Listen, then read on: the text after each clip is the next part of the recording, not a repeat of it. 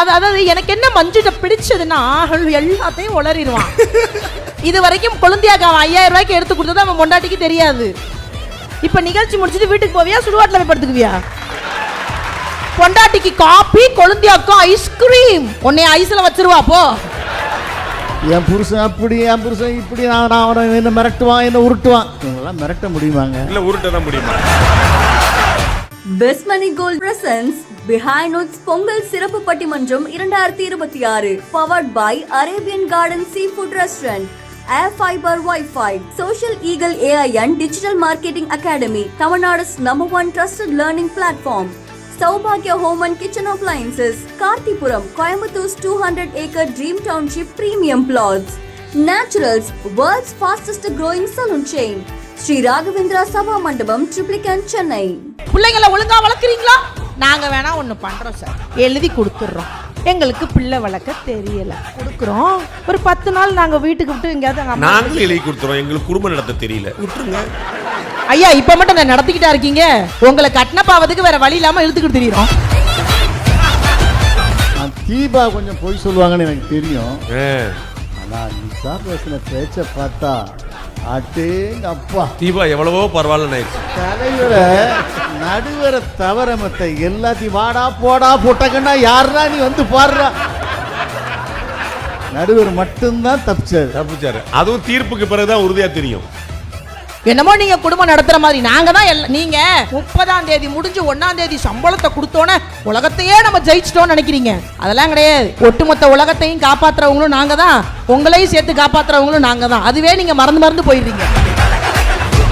இவங்க வீட்டை பெருக்குறாங்களா, வீட்டை துடைக்கிறாங்களா, பாத்திரத்தை விளக்குறாங்களா, சோறை பொங்குறாங்களா, எதுவுமே பண்றது. 300 நாடுல 500 பட்டிமன்றம் பேசுறாங்க. இவங்க எப்படி ஐயா சோறு பொங்குறதெல்லாம் அவங்க வீட்டுக்காரு, வீட்டை துடைக்கிறதெல்லாம் அவங்க வீட்டுக்கு. எனக்கு தெரியும், நல்லா தெரியும். வீட்டை துடைக்கிறது வீட்டுக்கு வீடு வாசப்படி. பிள்ளைங்க நம்ம வீட்டுல நடக்கிறதா அங்க நடக்கும். எங்க வீட்டுக்கார்ட்ட சொன்னேன், எங்க அம்மா லீவுக்கு வர்றாங்கன்னு. நான் அம்மா வருது, ஆட்டுக்குட்டி வருதுன்னு. நான் என்ன சம்பாரிச்சு கொட்டுற மிஷினா? வந்தா 2 நாளைக்கு மேல இருக்க கூடாது. இல்ல தங்கச்சிக்கு இங்க காலேஜ் அப்ளிகேஷன் வர சொல்லுமா, அவங்களுக்கு நம்மளை விட்டா யாரு இருக்கா? யாராவது தப்பு பண்ணா தீபா சொல்றாங்க, நான் நிஷாவை உங்க வீட்டுக்கு அனுப்பிச்சிருவேன். நிஷா என்ன குட்டிச்சாத்தானா அனுப்பிச்சு நம்மளெல்லாம் பழி வாங்குறதுக்கு? நம்முடைய புரட்சி தலைவி சின்னம்மா எல்லாத்துக்கும் வந்து சிங்கம் போல இருக்கக்கூடிய சிங்கநிகர் தலைவி வாங்க நிஷா. என்ன தலைப்பு? ஆண்கள் நடிக்கிறாங்களா இல்ல பெண்கள்? நீங்களே அழகா சொன்னீங்க. இதுல நீ எனக்கு உங்ககிட்ட பிடிச்ச விஷயம், பெண்கள் வேலையே பார்க்கலன்னு சொன்னா டக்குனு கோவம் வந்துச்சு பாருங்க உங்களுக்கு. எங்க விட்டமா டிவி பாக்கும்ல, டிவி பாக்குறது மட்டும் இல்ல, அன்னைக்கு நீங்க உங்க வீட்டுக்காரம்மாவை பார்க்கணும்ல. இவ்வளவே பண்ணிட்டு கல்லூரி மங்க மாதிரி உட்கார்ந்துருந்தியா அப்படின்னு கேட்ட கூடாதுல்ல உங்களை. அரசாங்கத்திட்ட நான் ஒரு வேண்டுகோள் வைக்கிறேன். இனி யாரெல்லாம் அந்த பொம்பளைங்க சும்மா இருக்கீங்களோ அவங்கள தூக்கி 5 வருஷம் ஜெயில போடுங்க. ராமச்சந்திரா உங்க கவர்மெண்ட்டுங்க இத ஜெயில போட்டு தொலைங்க சார். பாக்குறேன் சும்மா இருக்கீங்க. எந்த பொம்பளைங்க சும்மா இருக்கும்? உலகத்துல பெரிய கஷ்டமான வேலை என்னன்னு தெரியுமா பெண்களுக்கு? உலகத்திலே கஷ்டமான வேலை ஒண்ணு இருக்கு, அது எங்க பெண்களுக்கு மட்டும் தான் தெரியும். நாம பெத்தத காலையில எழுப்புறது, ஸ்கூலுக்கு எல்லாரும் காலைல தம்பி எந்திரிமா. எல்லா குழந்தையும் இந்த ஒரு வார்த்தையை சொல்லும். இந்த வார்த்தையை என்னைக்கும் மாற்ற மாட்டாங்க. மா 5 மினிட்ஸ்மா, எந்திரி 5 மினிட்ஸ்மா. அந்த 5 மினிட்ஸே கதறும், எந்திரிச்சு தொழடா. பக்கத்துல நம்ம கட்டினது படுத்து தூங்கும், எந்திரிச்சு பிள்ளைய எழுப்புங்க, அது கொஞ்சம் எக்ஸ்ட்ரா 10 மினிட்ஸ்மா. இவங்களோட வாழ்றதே கஷ்டம். இந்த குழந்தைய எழுப்பி இதை குளிக்க வச்சு பல்லு விளக்கி சாப்பாடு ஊட்டி ட்ரெஸ்ஸை மாட்டி ஷூவை போட்டு எல்லாத்தையும் மாட்டி டைய மாட்டி வாசப்படியில் வேன் வந்து நிற்கும் போது தூக்கி கொண்டு போய் வேனுக்கிட்ட நிற்க வைப்போம். உலகத்தில் இருக்க எல்லா குழந்தையும் ஒரு வார்த்தை சொல்லும், பாத்ரூம் வர்ற மாதிரியே இருக்குமா. எனக்கெல்லாம் அந்த அப்படியே நசுக்கணும் போல வரும். வேற என்ன பண்றது, பெத்துட்டமே. தூக்கி கொண்டு போய் அந்த வேன்காரன்ட்ட கெஞ்சும், அண்ணனே ஒரு 5 நிமிஷம் அப்படின்ட்டு விறுவிறு தூக்கி கொண்டு போய் பாத்ரூம்ல உட்கார வச்சு திரும்ப கொண்டு வந்து வேனுக்குள்ள விடும் போது நம்மளால எந்திரிச்சு கேட்பாரு பெட் காஃபி. அவனை பெட்டிலே போட்டு மிதிக்கணும். இவ்வளவு கஷ்டப்பட்டு அந்த குழந்தை எழுப்புறதுக்கு கொஞ்சம் எக்ஸ்ட்ரா கஷ்டப்பட்டு அந்த ஆளை எழுப்பிருக்கலாம்ல. அந்த ஆளை எழுப்பினோம்னா இந்த வேலை எதுவுமே நடந்திருக்காது. இத பல்லு விளக்கறக்குள்ள அதுக்கு நம்ம பேஸ்ட் பிரஷ் ட்ரெஸ் குளிக்க போற குரங்கு குட்டி ட்ரெஸ் எடுத்துட்டு போவாது. உள்ளே இருந்து சொல்லும், ஏன் டவல் எங்க? எது நாங்க சும்மா இருக்கோம், நாங்க சும்மாவா இருக்கோம். இதுல இந்த ஸ்கூல்ல இருந்து முதல் நாள் மெசேஜ் வரும். எனக்கெல்லாம் அந்த போனை பார்த்துட்டு கதறுவேன். நாளைக்கு உங்க குழந்தைங்களுக்கு கிரீன் கலர் ஃபுட்டு கொடுங்க, அரளிவதி அரைச்சு குடிச்சிருங்க. நாங்க கிரீன் கலர் ஃபுட்டு ரெடி பண்ணி அந்த ஃபுட்டை சார் எடுத்துட்டு போக மாட்டாங்க. ஏன்னா சார் வந்து அமெரிக்கா கம்பெனியில் ஒர்க் பண்றாங்க. சாருக்கு வந்து குழம்பு, பொரியல், முட்டை, பத்தாக்குறைக்கு லஞ்சுக்கு அப்புறம் ஏதாவது சாப்பிட்றதுக்கு ஸ்நாக்ஸ், பயிறு அப்படியே வாயில போட்டு கரப்பாறை வச்சு குத்தணும் போல வரும். சாருக்கு தனியா சமைக்கணும், சார் பெத்ததுக்கு தனியா சமைக்கணும், இதெல்லாம் சேர்த்து சமைக்கணும்ல. நான் என்னைக்குமே ஒரு விஷயம் யோசிப்பேன், என் அம்மாவையும் சேர்ந்து யோசிப்பேன். என்னைக்குமே பிள்ளைக்கு தனியாகவும் புருஷனுக்கு தனியாகவும் சமைக்கிற எந்த பெண்களும் தனக்கு பிடிச்ச உணவை ஒரு நாள் சமைச்சதா வரலாறு கிடையாது. இதை விட ஒரு கொடுமை வேற என்னங்க வேணும்? என்ன வேணும்? சும்மா இருக்கும். இதுல வேற பிள்ளைங்களை ஒழுங்கா வளர்க்குறீங்களா? நாங்க வேணா ஒன்று பண்றோம் சார், எழுதி கொடுத்துட்றோம். எங்களுக்கு பிள்ளை வளர்க்க தெரியல, கொடுக்குறோம். ஒரு 10 நாள் நாங்கள் வீட்டுக்கு விட்டு எங்கேயாவது நாங்களும் எழுதி கொடுத்துறோம், எங்களுக்கு குடும்பம் நடத்த தெரியல, விட்டுருங்க.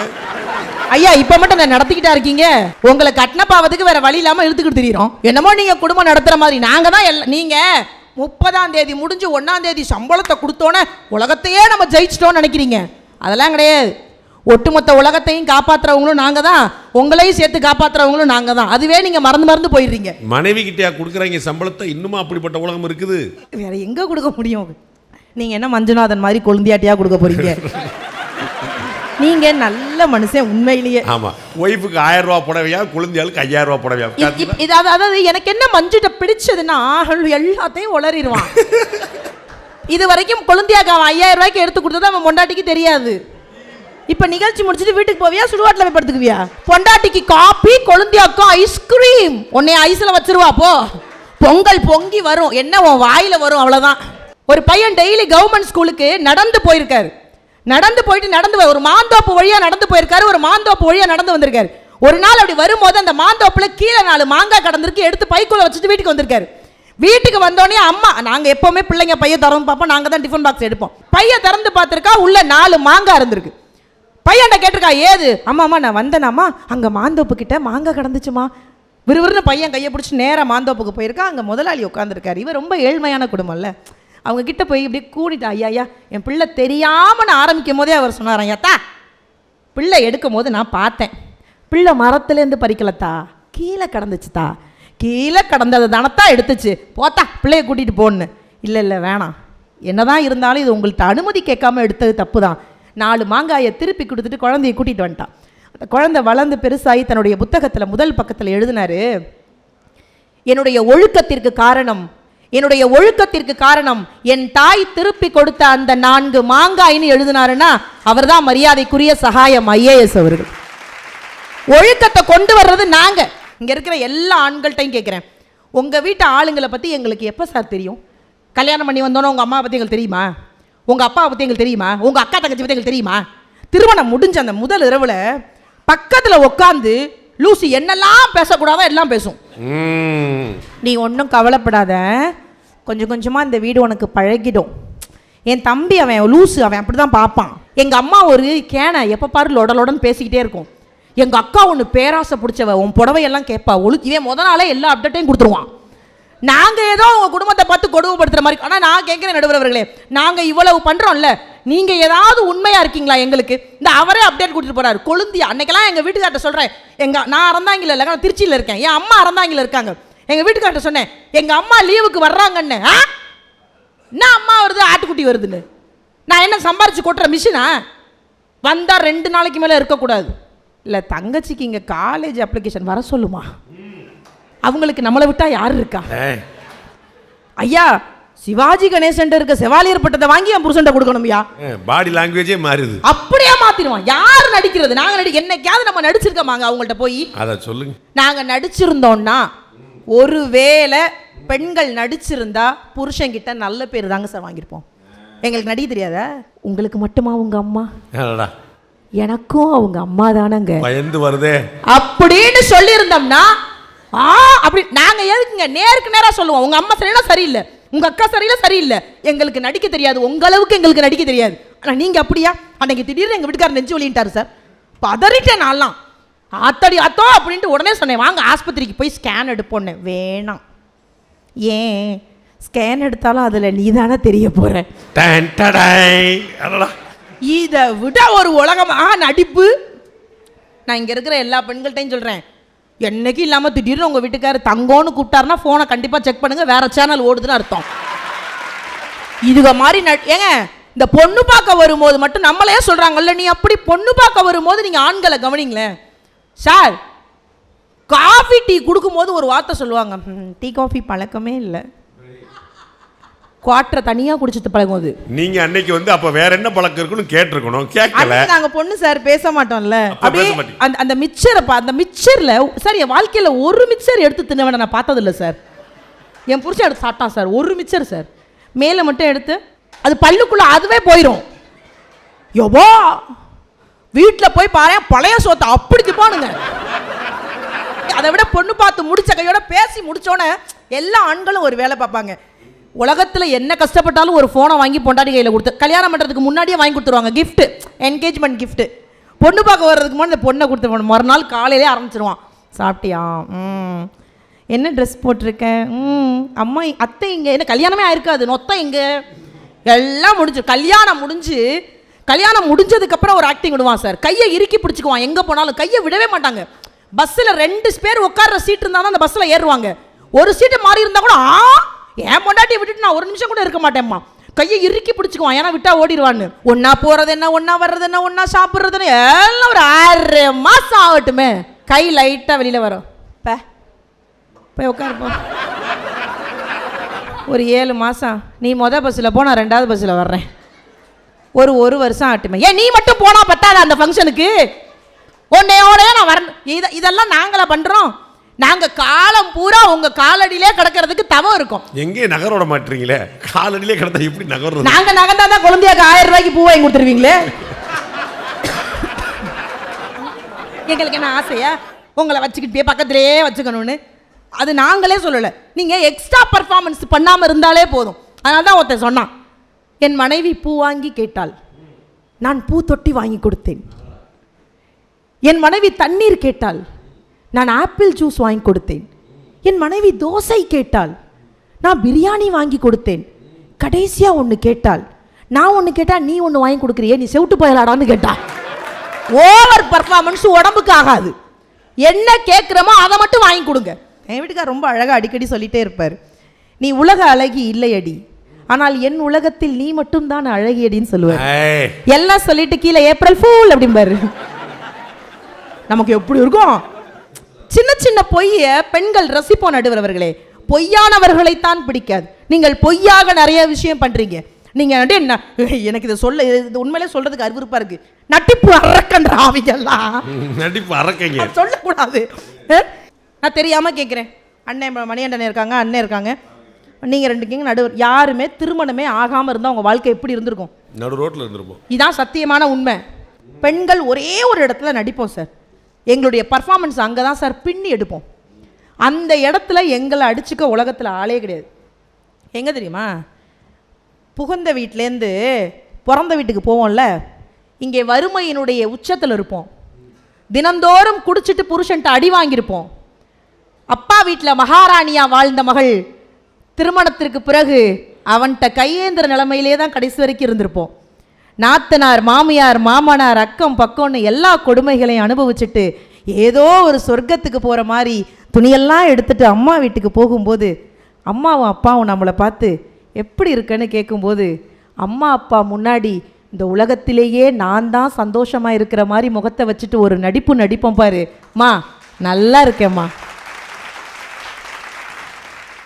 மாப்பிள்ளை எப்படி பார்த்துக்கிறாரு? ராணி மாதிரி பார்த்துக்கிறாருமா. வாரம் ஒரு புடவைமா. அப்பா கூட என்ன அப்படி பார்த்துக்கிட்டது இல்லம்மான்னு ஒட்டுமொத்த பெண்களும் தன் புகுந்த வீட்டில் பிறந்த வீட்டுடைய பெருமையை காப்பாற்றணும்னு, பிறந்த வீட்டில் புகுந்த வீட்டு பெருமையை காப்பாற்றணும்னு மாற்றி மாற்றி மாற்றி மாற்றி நடிக்கிறாள்ல, அந்த நடிப்பை தவிர ஒரு நாளும் பெண்கள் எந்த இடத்துலையும் நடிச்சதா வரலாறு கிடையாது. ஆனால் நேரத்திற்கு தகுந்தவாறு, ஆட்களுக்கு தகுந்தவாறு, நிமிடத்திற்கு தகுந்தவாறு எல்லா இடத்துலையும் நடிக்கக்கூடிய திறன் ஆண்கள்கிட்ட மட்டும்தான் இருக்கு. ஆக ஆண்கள் தான் நடிப்பு அரக்கர்கள் என்று சொல்லி வாய்ப்பிற்கு நன்றி கூறி விடைபெறுகிறேன். நன்றி, வணக்கம். ரியாஸ் பாய் நினச்சி நான் ரொம்ப கவலைப்படுறேன். இவ்வளவு சொல்லிட்டு எங்களுக்கு நடிக்க தெரியாதுன்னு சொன்னாங்க பார்த்தீங்களா, அதுதான் உள்ளே ஒரு ரொம்ப பிரமாதமான நடிப்புன்னு பார்க்குறேன். வாங்க சார், பாரதி கண்ணன் சார், இது உங்களுடைய முறை. எல்லோருக்கும் என் முதல் வணக்கத்தை தெரிவித்துக் கொள்கிறேன். பட்டிமன்ற தலைவர் அவர்களே, என்ன பேச போகிறேன், எனக்கு கொஞ்சம் புதுசு தான் பட்டிமன்றங்கிறது. நான் யூடியூப்பில் பேசியிருக்கேன், சினிமாவில் பேசியிருக்கேன், மற்ற இடங்களெல்லாம் பண்ணியிருக்கேன். பட் இந்த பட்டிமன்றம் எனக்கு ரொம்ப புதுசாக தான் இருந்துச்சு. நான் கூட தீபா அவங்க கூடலாம் ஒன்றா நடிச்சிருக்கோம். நான் தீபா கொஞ்சம் பொய் சொல்லுவாங்கன்னு எனக்கு தெரியும், என் வீட்டுக்காரர் அப்படி இப்படின்னு சொல்லுவாங்கன்னு எனக்கு தெரியும். ஆனால் நிஷா பேசின பேச்சை பார்த்தா அட்டேங்க அப்பா, தீபா எவ்வளவோ பரவாயில்ல ஆயிடுச்சு. தலைவரை நடுவரை தவிர மத்த எல்லாத்தையும் வாடா போடா போட்டக்கண்ணா யாரா நீ வந்து பாடுறா, நடுவர் மட்டும்தான் தப்பிச்சாரு. அதுவும் தீர்ப்புக்கு பிறகுதான் உறுதியா தெரியும். ஐயோ, மஞ்சுநாதமெல்லாம் பட்ட பாடு எனக்கும் மணிகண்டன் சாருக்கு அப்படி கெதி கலங்குது. அடுத்த வார்த்தை நமக்கு தானே, அவரை சொன்னான்னா நம்மளை சொன்னான்னு. டேய் என்னடா நினச்சிட்டு இருக்கீங்க, ஏய் புருஷங்களா வாங்கடா வாங்கடா வந்துட்டாங்க மீசையோட. எனக்கு என்ன பேசுறது, எப்படி நடிக்கிறவரை பாருங்க. ஆனால் உண்மையிலேங்க இந்த 2 பேரில் அந்த அம்மா பாவம் அமைதியாக இருக்காங்க. அவங்க கொஞ்சம் நல்ல நம்மளை மாதிரி கொஞ்சம் நியாயமாக பேசுவாங்கன்னு நினைக்கிறேன். அவங்க பேசும்போது பாருங்க, அப்போ தெரியும். அப்படியா? இல்லை, முடிஞ்ச வரைக்கும் அந்த முகங்களை பார்த்தா அப்படி தெரியுது.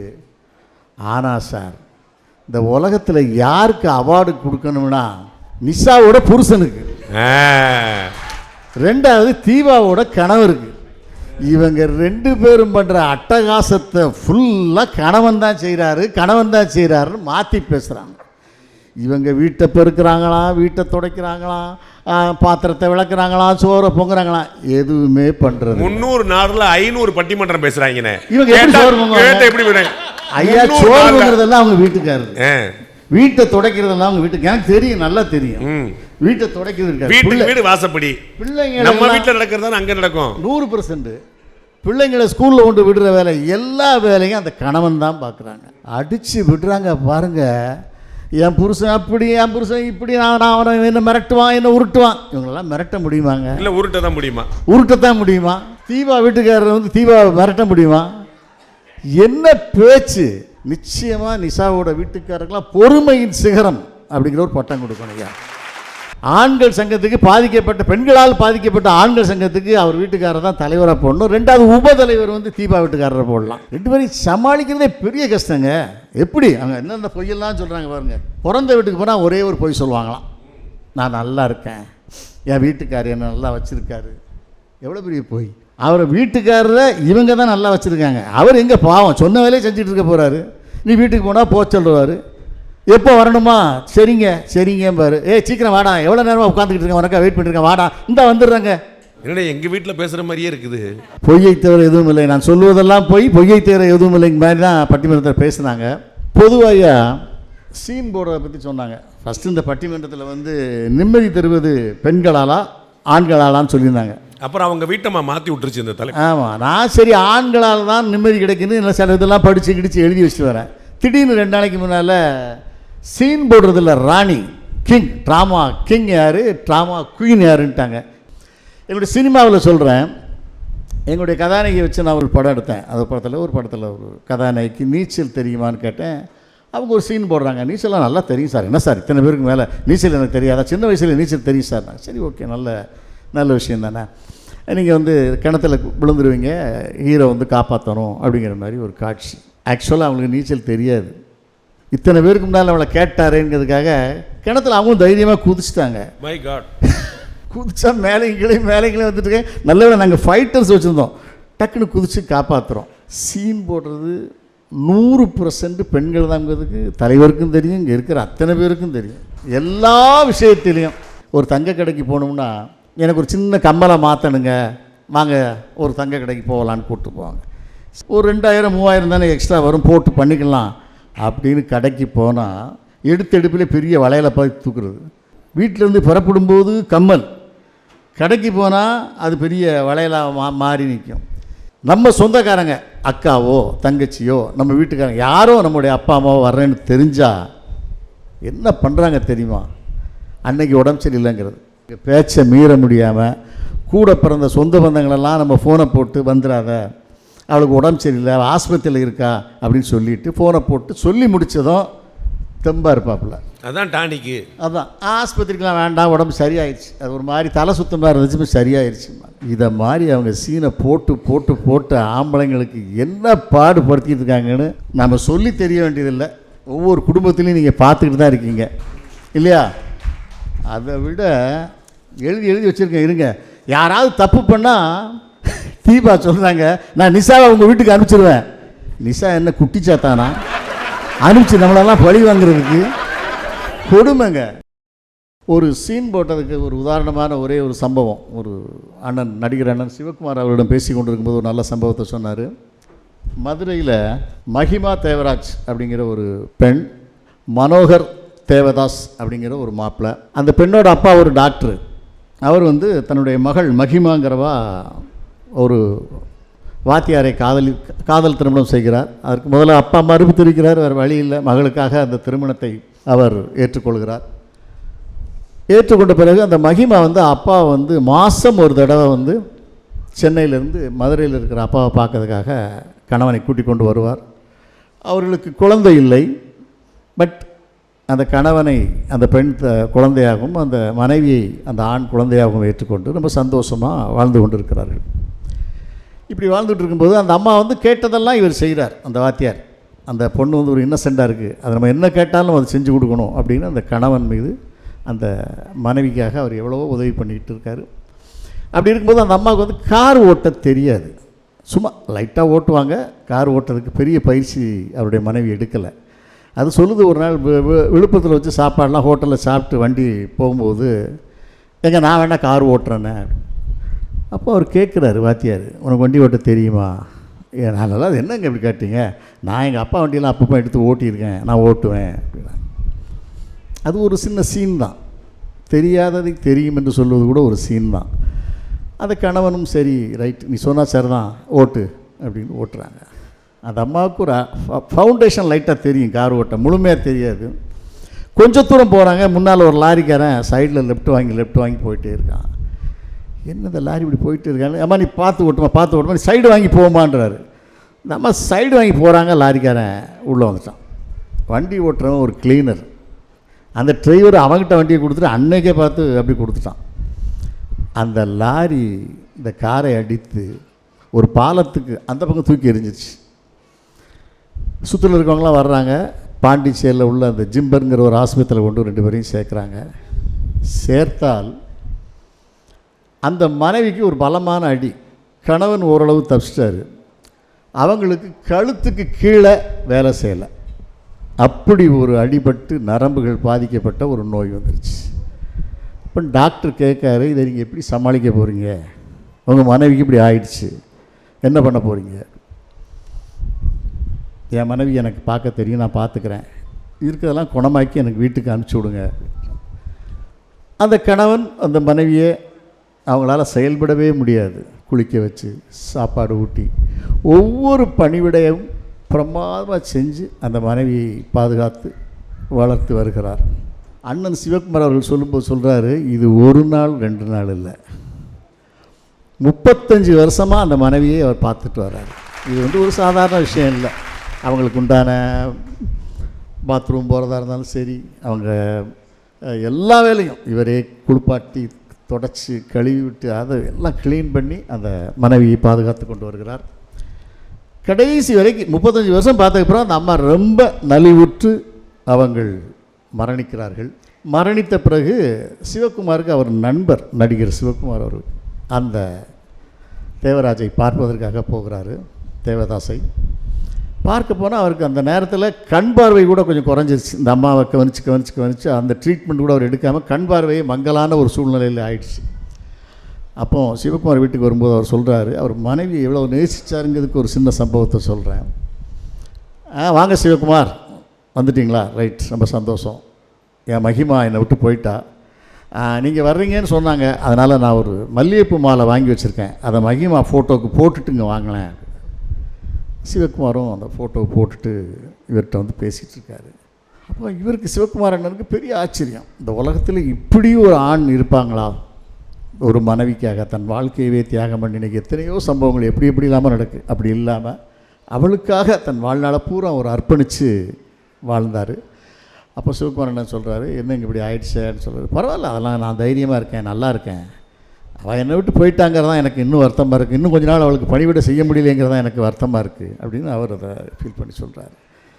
சரிங்கன்னு சொல்லி காஃபி சாப்பிடுங்க அப்படின்னு. இல்லை, எங்களுக்கு காஃபிலாம் வேண்டாம், நீங்களே பாவம் தனியாக இருந்து அதெல்லாம் இல்லை, வீட்டுக்கு வந்தவங்களை தண்ணி கொடுக்காம காஃபி கொடுக்காம அனுப்பக்கூடாதுன்னு என் மகிமா சொல்லியிருக்கா, அதனால் நீங்கள் காஃபி சாப்பிட்டு தான் போகணும் அப்படின்னு அவங்களுக்காக அந்த காஃபியை கொடுக்குறாரு. காஃபி கொடுத்துட்டு, சரியா நாங்கள் புறப்படுறோம், எப்படியோ நீங்கள் வாழ்க்கையை சமாளித்து வாங்கன்னு சொல்லி அவர் புறப்படுறாங்க. புறப்பட்டா அந்த இவரே கண் மங்கலான ஆள் வாசல் வரைக்கும் வராரு. அப்போ சிவகுமார் என்ன சொல்கிறாரு, வேணாங்க, நீங்கள் வீட்டில் இருங்க, நாங்கள் போய்க்கிறோம். அப்பவும் அவர் சொல்கிறாரு, வீட்டுக்கு வந்தவங்கள வாசல் வரைக்கும் போய் வழி அனுப்புறது தான் நம்முடைய பண்பு, அதனால் நீங்கள் அப்படி பண்ணணும் அப்படின்னு என் மகிமா சொல்லியிருக்கா, அதைப்படி தான் நான் வாழ்வேன், அதைத்தான் நான் ஃபாலோ பண்ணுவேன்னாரு. அப்படிப்பட்ட மனிதர்கள்லாம் ஆண்களில் இருக்காங்க. ஆனால் நீங்கள் அவங்கள போய் சீன் போடுறா அது போடுறான்னு சொல்கிறது எவ்வளோ பெரிய அபத்தமான விஷயம். ஆண் சமூகத்துக்கே செய்கிற ஆண் சமூகத்தில் எப்படிப்பட்ட மனிதர்கள்லாம் இருக்காங்க. ஐயா, ஒரு பெண் கல்யாணம் ஆகி வீட்டுக்கு போகிறான்னு வைங்களேன், மாப்பிள்ளை வீட்டுக்கு போகிறா இல்லையா, அப்போ ஒரு காலத்தில் பெண்ணை பெற்ற அப்பா அம்மா அண்ணன் தம்பி எல்லாம் அப்படியே ஒரு கண் கலங்குவாங்க. ஒரு சோகமான ஒரு காட்சி இருந்துச்சு. அந்த பொண்ணு இப்போ அழுதா என்ன சொல்கிறானா, ஏன் அழுகிறீங்க, என்னாச்சு உங்களுக்கு, நான் போவேன் 10 நாள் வாழ்ந்து பார்ப்பேன், மைண்ட் செட்டானால் இருப்பேன், அதில் நான் திரும்பி வந்துடுவேன், எதுக்கு அழுதுகிட்டு, அப்போ வரும்போது அழுதுக்கலாம், இப்போ எதுக்கு அழுது வரும்போது இல்லை, வாழ்க்கை முறை ரொம்ப ஈஸியாக தான் வாழ்ந்துட்டு இருக்காங்க. இந்த காலகட்டங்கள் பெண்கள் தூக்கி நிறுத்துகிறாங்க, குடும்பத்தை நிறுத்துகிறாங்க, நாங்கள் காப்பாற்றுறோம் வைக்கிறோம்னு போய் சொன்னாங்க இல்லையா, அதெல்லாம் இல்லை. அவங்களுக்கு தகுந்த மாதிரி தான் அவர்கள் வாழ்க்கையை அமைத்துக் கொள்கிறார்கள். அவங்க வாழ்க்கை சேஃபாக வாழ்கிறது மட்டும்தான் அவங்க வாழ்க்கையை பார்த்துட்ருக்காங்க. இப்படி சொல்லி நீங்கள் நிச்சயமாக நடுவராக இருக்கீங்க. இந்த உலகத்தில் சீன் போடுறது யாருங்கிறது 100% உங்களுக்கு தெரியும். தங்கத்திலேருந்து சேலையிலேருந்து எல்லாத்துலேயும் பெண்கள் தான் சீனை போட்டு ஆண்கள்கிட்ட இருக்க காசெல்லாம் கரைச்சி கடனாளி ஆக்கி, பக்கத்து வீட்டுக்காரன் கார் வாங்கிட்டான் அதே மாதிரி நீங்களும் வாங்குங்க, பக்கத்து வீட்டுக்காரன் ஒரு வீடு கட்டிட்டான் அதே மாதிரி நீங்களும் கட்டுங்க. கடன்காரனாக ஆண்களை மாற்றி பெண்கள் சீன் போட்டு ஏதோ ஒன்றுக்காக ஆண்களை காலமெல்லாம் கடன்காரங்களாக்கி விடுகிறார்கள். இந்த நாட்டில் பெண்கள் தான் சீனை போட்டு ஆண்களுக்கு பெரும் தண்டனை கொடுக்கிறார்களே தவிர எந்த ஆணும் பெண்ணுக்காக அவன் சீன் போடுவதே இல்லை என்று கூறிக்கொண்டு நான் விடைபெற்றுக் கொள்கிறேன். நன்றி, வணக்கம். பிஹைண்ட் நோட்ஸ் பொங்கல் சிறப்பு பட்டிமன்றம் 2026. Title sponsor best money gold. பழைய தங்கத்துக்கு சிறந்த விலை கொடுக்கும் சிறந்த நிறுவனம் best money gold. Powered by Arabian garden seafood restaurant. Ever fresh and ever delicious seafood dishes இப்போது தமிழகம் எங்கும். Air fibre wifi, all-in-one plans, Wi-Fi plus OTT plus IPTV. Pay 6 and get 6 months free. Social Eagle, AI and Digital Marketing Academy, Tamil Nadu's #1 trusted learning platform. Saubhagya Home and Kitchen Appliances, Karthipuram 200 acres township in Coimbatore. Ready to construct premium villa plots and commercial villa plots with world-class infrastructure. Naturals, world's fastest growing salon chain. Sri Raghavendra Sabha Mandapam, Triplicane, Chennai. Best Money Gold presents Behind Notes Pongal சிறப்பு பட்டிமன்றம் 2026. Powered by Arabian Garden Seafood Restaurant, Air Fiber Wi-Fi, Social Eagle AI and Digital Marketing Academy, Tamil Nadu's #1 trusted learning platform. Saubhagya Home and Kitchen Appliances, Karthipuram, Coimbatore 200-acre Dream Township premium plots. Naturals, world's fastest growing salon chain. Sri Raghavendra Sabha Mandapam, Triplicane, Chennai.